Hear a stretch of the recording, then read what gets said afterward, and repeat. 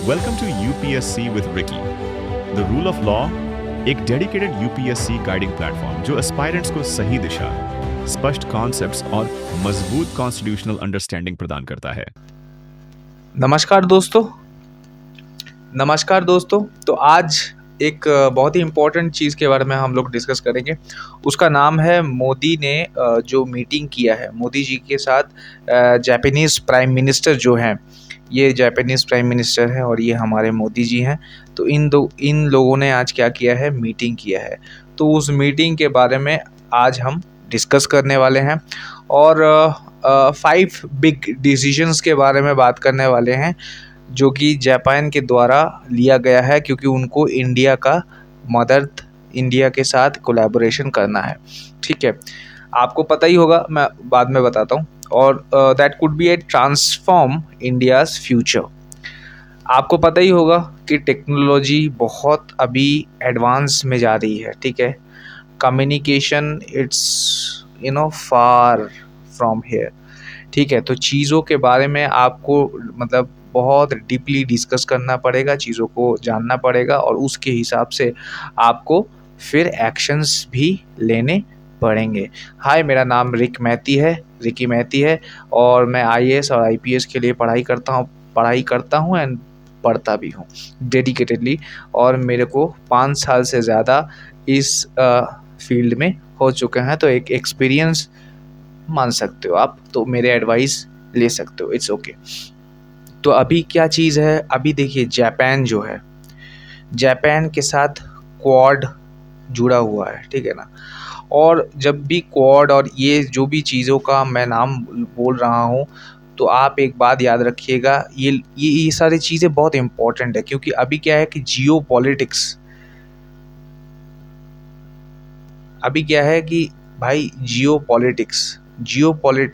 एक अलग ही मात्रा में गेम खेल रहा है। जियो पॉलिटिक्स में हर चीज़ एक जगह पे नहीं रहती, बदलती रहती है। Changes are very common. So वहाँ पे क्या है कि चीज़ कांस्टेंट है, change is a constant thing. ठीक है, तो उसी हिसाब से हम लोग आज बात करेंगे। और जापान जो है, उनकी जो टेक्नोलॉजिकल अंडरस्टैंडिंग है वो बहुत अच्छी है। उन लोगों का साथ हमको बहुत चाहिए, जिससे कि हमारी जो टेक्नोलॉजिकल नीड है वो पूरी हो सके, क्योंकि टेक्नोलॉजिकल चीज़ अगर पूरी होगी, वही चीज़ फर्दर बिजनेसेस को डेवलपमेंट करने में प्रॉफिट करेंगी। तो उस हिसाब से हम बहुत अभी पीछे, मतलब थोड़े से लोअर स्टेज में है, तो हमको मदद चाहिए और कह सकते हैं कोलैबोरेशन चाहिए। तो आज हम जो चीज़ के बारे में डिस्कस करेंगे वो है इंडिया जापान समिट के बारे में 2026, उसको एक्सप्लेन करते हैं।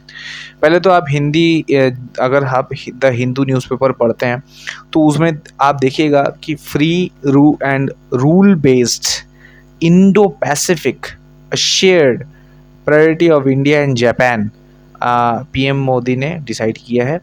जापानीज काउंटर पार्ट, उसके बारे में इन लोगों ने बताया कि perfectly align with the emphasis on the need of the strategic cooperation, both leaders attend the economic forum. तो आप देख सकते हैं, ठीक है ना, ये खबर है। और ये खबर क्यों इम्पोर्टेंट है, क्योंकि 16th India Japan annual summit है, जो कि न्यू दिल्ली में हुआ था। 2 जुलाई को हुआ था 2026। Prime minister Narendra Modi and the Japanese prime minister Sanae Takaichi करके है, प्रोनाउंस थोड़ा सा अजीब तरह के होते हैं यार, मैं क्या करूं। तो इन लोगों के साथ इन लोगों ने कोलैब किया। इंडिया एंड जापान का special strategic and global partnership है। Summit focus on the economical security, defence cooperation, AI, semiconductor, energy security and the Indo Pacific reason.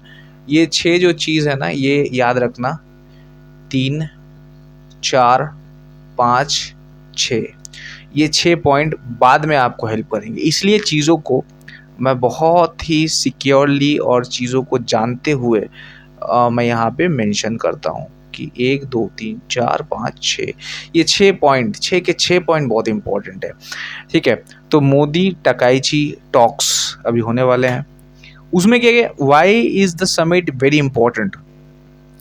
पहले तो फर्स्ट इकोनॉमिक टाइम्स के जो आर्टिकल है उसको आप देखो। टूडेज जो weaponised economies, India Japan move to fortify supply chains. अब ये फोर्टिफाई सप्लाई चेन्स उसके बारे में आप सिनॉप्सिस देख सकते हो, यहाँ पर भी इसका न्यूज़ के बारे में दे के रखा है। अच्छा, इकोनॉमिकल अंडरस्टैंडिंग आपको समझ में आएगी जब आप जियो पॉलिटिकल कोलैबोरेशन के बारे में जानोगे, ठीक है। क्यों? क्योंकि अगर इकोनॉमिकल टाइप्स और जियो पॉलिटिकल अंडरस्टैंडिंग तभी आती है जब आप एक मेजर गैप या फिर मेजर आप वी कैन से कि नीड की ज़रूरत पड़ती है एक तरह का, तो तभी ये जो समिट वगैरह है ये सब चलता रहता है और इसमें हम both mutually we have to be benefit to each other, so that is what it is very important. And second thing is global supply chains are being disrupted and competition into the Indo-Pacific is intensifying. Countries are looking for the trusted partners. See, देखिए ये जो countries है, India is very trusted, ठीक है। हो सकता है कि हमारे में बहुत सारे, हर कंट्री में खामियां होती है, लेकिन इंडिया, हम जिस जगह पे यहाँ पे जो इंडो पैसिफिक की बात करते हैं, तो ये जो एरिया है जिसमें इंडिया रहता है, बहुत ही ट्रस्टेड हमारा देश माना जाता है। जो कोई भी कोलैब करना चाहता है तो वो कोलैब करता है। सिक्योरिटी के मामले में, पॉलिसीज़ के मामले में चीज़ें सही हैं एक हद तक। तो trusted partners in AI, critical minerals, देखिए on semiconductors, critical minerals is way important thing, ठीक है ना, क्रिटिकल मिनरल्स, ठीक है। India and Japan are seeking reduce dependency on the single country supply chain. मतलब ये बोलना चाहते हैं जिन लोगों के ऊपर हम डिपेंडेंट हैं, जैसे यूएस के ऊपर डिपेंडेंट है, फिर और भी यूरोपियन देशों के ऊपर हम लोग डिपेंडेंट हैं, उनके सप्लाई चेन के ऊपर हम लोग डिपेंडेंट हैं। तो वो ये लोग बोल रहे हैं कि भाई उसके ऊपर डिपेंडेंट ना रह के हम खुद एक वे फॉरवर्ड क्रिएट करें, या फिर अपना कुछ एक क्रिएट करते हैं जिससे कि हम उसका लेन देन करेंगे तो हम लोग अपने हिसाब से इकोनॉमी को रन कर पाएंगे, वो बोल रहे हैं। यूपीएससी के सिग्निफिकेंस इसमें क्या है, इसमें ये बोल रहे हैं कि support the make in India initiative, help the India become the global manufacturing hub, ठीक है ना। ये चाहते हैं कि आप मैन्युफैक्चरिंग में अच्छे बने, और ये लोग ये चाहते हैं कि आप यहाँ पे ग्लोबल मैन्युफैक्चरिंग हब क्रिएट करें। Strengthen the supply chain resilience, ठीक है, ये सप्लाई चेन के ऊपर ज़्यादा फोकस है और मैन्युफैक्चरिंग के ऊपर ज़्यादा। जापान अनाउंस ए फ्रेश इन्वेस्टमेंट पुश, याद रखिएगा ये चीज़ें बहुत इंपॉर्टेंट है, और ये जो कीवर्ड्स हैं यही आपको एक्स्ट्रा नंबर +1 यही पॉइंट्स देते हैं। In the worth approximately 1 trillion and retargeted it commits to invest 61 billion in India by 2023। ये इन्होंने कमिट किया है, ठीक है। अब होगा कि नहीं होगा ये बाद में देखेंगे, लेकिन ये कमिटमेंट है कि इतना तो हम पैसा लगाएंगे इंडिया में, क्योंकि उनको पता है कि अगर इंडिया में पैसा लगाएंगे तो ही हमको उसका बेनिफिट मिलेगा, क्योंकि हम लोग स्ट्रैटेजिक एरिया में है ना, और स्ट्रैटेजिक इंडो पैसिफिक में स्ट्रैटेजिक जोन में रहना और एक इंटरनेशनल डोमिनेंस ये बहुत इम्पोर्टेंट चीज़ है। अगर इंटरनेशनली हम डोमिनेट करके रखते हैं और पावर पॉलिटिक्स के साथ एसोसिएट करते हैं तो बेनिफिट हमारा ही होता है, क्योंकि बेनिफिट हमारा होता है तो सामने वाला जो कंट्री होता है तो वो हमको अच्छे से ट्रीट करता है और पॉलिसीज़ हमारे अकॉर्डिंगली बनाता है, और हम लोगों को इंडिपेंडेंटली चीज़ों को रिनाउंस करने की क्षमता देता है, या फिर चॉइस ऑफ इंडिपेंडेंस ही देता है। अब ये क्या है कि फर्स्ट एवर द डिफेंस को डेवलपमेंट एग्रीमेंट, ठीक है, फर्स्ट एवर डिफेंस को डेवलपमेंट एग्रीमेंट, याद रखिएगा, ठीक है ना। अब उसमें क्या है कि military equipment development, maritime security, आपको स्ट्रैटेजिक एरियाज़ के बारे में पता होगा। स्ट्रैटेजिक एरिया के अंदर हम लोग साउथ पैसिफिक जोन के अंदर है, तो वो उसकी बात बोल रहे हैं। और डिफेंस टेक्नोलॉजिकल कोऑपरेशन के बारे में बात कर रहे हैं कि हम कोऑपरेशन भी क्रिएट करते हैं, नेवल सिस्टम कोलैबोरेशन की बात कर रहे हैं। तो मोटा मोटा बात यह है कि डिफेंस को इकोनॉमिकल बेनिफिट देने की बात बोल रहे हैं और कोऑपरेशन के साथ इस चीज़ को आगे बढ़ाने की चाह रखते हैं। और diversify India's defence partnership, enhance indigenous defence manufacturing, strengthening India strategic position in Indo Pacific. ये जो चीज़ें हैं, ये जो कीवर्ड्स हैं, ये बहुत इंपॉर्टेंट है। India strategic position, enhance indigenous defence manufacturing, ठीक है ना। फिर उसके बाद डाइवर्सिफाई इंडियाज डिफेंस पार्टनरशिप्स, तो ये जो चीज़ें हैं एक, ठीक है, ये जो चीज़ें हैं कुल मिला के एक, फिर हो गया 2 डिफेंस मैन्युफैक्चरिंग, ठीक है, डिफेंस पार्टनरशिप, फिर strategic position in Indo Pacific. तो ये जो चीज़ें हैं ये कुल मिला के आपको बहुत अच्छा स्कोर बना के देती है आपकी यूपीएससी सीएसी के मेंस में, ठीक है, ये बात है। और दूसरा मेजर आउटकम क्या है? देखिए मेजर आउटकम ये है कि इकोनॉमिकल पार्टनरशिप फ्रेमवर्क के ऊपर बात किया गया है। फिर फर्स्ट डिफेंस को डेवलपमेंट पैक्ट के ऊपर बात किया गया है। आर्टिफिशियल इंटेलिजेंस अभी बहुत पीक पे है, तो आर्टिफिशियल इंटेलिजेंस कोऑपरेशन के बारे में बात किया गया है, and semiconductors and critical minerals के बारे में बात किया गया है। Energy security cooperation and Ahmedabad जो बुलेट ट्रेन प्रोजेक्ट है, मुंबई अहमदाबाद का जो बुलेट ट्रेन प्रोजेक्ट है, ये आई थिंक ये फंडिंग के ऊपर, इंफ्रास्ट्रक्चर के ऊपर और सपोर्ट सिस्टम के ऊपर बात करेंगे।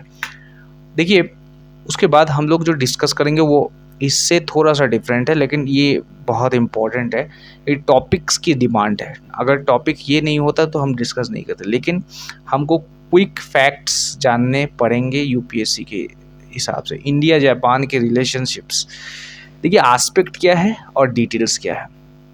डिप्लोमेटिक रिलेशन फर्स्ट शुरू हुआ था 1952, फिर स्ट्रैटेजिक पार्टनरशिप 2006, फिर special strategic and global partnership 2014, फिर बायलैटरल ट्रेड 27.5 बिलियन में हुआ था financial year 2025-2026। Japanese companies in India 1400, and major project Mumbai Ahmedabad bullet train, ये सबसे बड़ा इम्पोर्टेंट चीज़ है, ठीक है ना। ये इस प्रोजेक्ट के ऊपर बात होनी चाहिए और इस प्रोजेक्ट के ऊपर ही अगर कोई भी मेंस का आंसर लिखते हैं तो हमको थोड़ा सा, जैसे ये वाला लिख दिया, फिर ये वाला लिख दिया, ठीक है, 27.5 billion financial year 2025-2026 bilateral trade, तो इसके बारे में डिस्कस किया होगा, तो इसके बारे में हमने थोड़ा सा लिख दिया। फिर why Japan is important for India, ये बहुत इंपॉर्टेंट क्वेश्चन है माय डियर। क्यों? इंफ्रास्ट्रक्चर इन्वेस्टमेंट, क्योंकि वो अभी इंफ्रास्ट्रक्चर इन्वेस्टमेंट के ऊपर, जब भी हम इंफ्रास्ट्रक्चर इन्वेस्टमेंट बोलेंगे फिर डायरेक्ट चले जाएंगे इस पॉइंट पे कि कहाँ पे मेजर प्रोजेक्ट हो रहा है, मुंबई अहमदाबाद बुलेट ट्रेन है, इसमें ये कर रहा है। फिर टेक्नोलॉजिकल ट्रांसफ़र, फिर counter balance Indo Pacific geopolitics, फिर सप्लाई चेन डाइवर्सिफिकेशन, फिर defence cooperation, clean energy partnership, ठीक है। और ये इंफ्रास्ट्रक्चर इन्वेस्टमेंट, ये सबसे बड़ा इम्पोर्टेंट ट्रैक हो जाता है, ये इंफ्रास्ट्रक्चर इन्वेस्टमेंट और उसके ऊपर मेजर प्रोजेक्ट, उसमें मुंबई अहमदाबाद बुलेट ट्रेन, ये सबसे इम्पोर्टेंट हो जाता है, ठीक है ना। और उसके बाद हम जो चीज़ डिस्कस करेंगे वो ये है कि भाई ये चैलेंजेस क्या है इंडो जापान रिलेशंस के ऊपर। तो पहला था trade remains below the potential, delay in the infrastructure projects, limited people to people exchange, regulatory and business barriers तो है, देखो टैक्स है, ठीक है, फिर जीएसटी, फिर उसके बाद टैक्सेस के अलावा लॉज होते हैं, फिर उसके बाद इंटरनेशनल लॉ भी होता है, फिर डिस्प्यूट्स होते हैं, ठीक है। तो ये जितना आसान हम देखते हैं उतना आसान है नहीं, मतलब देखने के लिए बहुत अच्छा लगता है कि हाँ टेक्निकल चीज़ें हैं, it's okay, but it's not easy at as such, okay. And second thing is that भाई trade remains the below the potential, delay infrastructure projects, funding की वजह से ये चीज़ ज़्यादा होती है, ठीक है, dealing, limited people to people exchange. और दूसरी बात ये है कि ये सबसे बड़ा इम्पोर्टेंट ये है, क्वाड्रिलैटरल सिक्योरिटी डायलॉग, क्वाड, इसके ऊपर पढ़ के जाना, ठीक है। अब यूपीएससी मेंस का एक क्वेश्चन है, ये देख लेना, ये आप प्रैक्टिस करके आओ कि यहाँ पे जो भी हमने पढ़ाया है इसको बस रिवाइज करना है। कैसे रिवाइज करेंगे और कैसे एक अच्छा आंसर राइटिंग जो है वो आप लिखेंगे। मेन रीज़न है जो भी आप लिखते हैं उसका एक एग्जाम्पल पॉइंट, जो भी आप करते हैं उसका एक और एग्जाम्पल पॉइंट, फिर डेटा, फिर स्ट्रक्चर, ठीक है। ये सब चीज़ें एक अच्छे मेंस के आंसर में होना चाहिए। इसमें क्या बोला गया है, India Japan relations have evolved from the economic cooperation to comprehensive strategic partnership. Discuss the significance of the Modi Takaichi Summit in the strengthening the partnership. पहले तो आप वो मुंबई अहमदाबाद बुलेट ट्रेन उसके बारे में, इंफ्रास्ट्रक्चर,